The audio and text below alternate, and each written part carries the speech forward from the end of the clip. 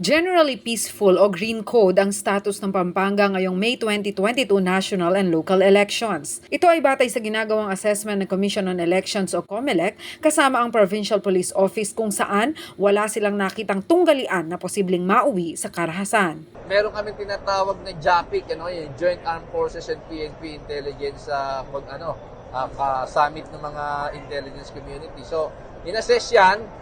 Dito naman sa atin, wala tayong sinasabing intense political rivalry sa Pampanga. Gumagamit ng color-coded system ang COMELEC sa pagmarka sa estado ng eleksyon sa bawat lugar. Ang PNP naman ang siyang inatasang magtakda ng kulay ng mga ito.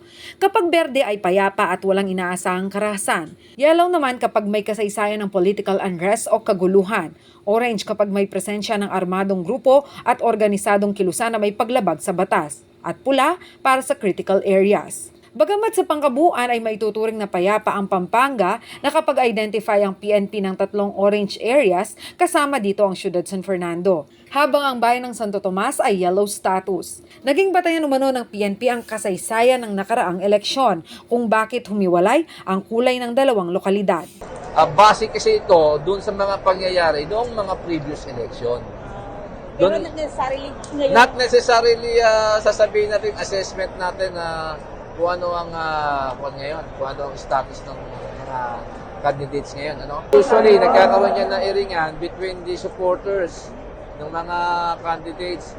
Halimbawa, yung mga mas malaki yung campaign material ng isang kandidato, tapos yung isa natakpan niya yung mga campaign materials ng ibang kandidato. So doon nagkakaroon, nag-spark, Kinumpirma naman ni Vice Mayoral candidate Jong Nagit na nagkaroon umano ng minor commotion sa kanilang bayan noong 2019 elections. May mga konting tension, pero hanggang ganun lang po.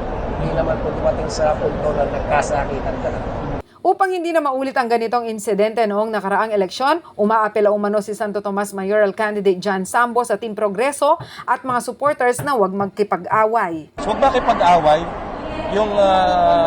Ang isiwalat natin sa ating mga kababayan na yung ating mga plano na gustong maipatupad at mangyari sa ating bayang. Samantala, nagsagawa naman ng peace covenant ang mga kandidato sa Pampanga para ibigay ang kanilang commitment para sa isang payapa at malinis na eleksyon. Diyan Lalumbang Parungaw, CLTV News.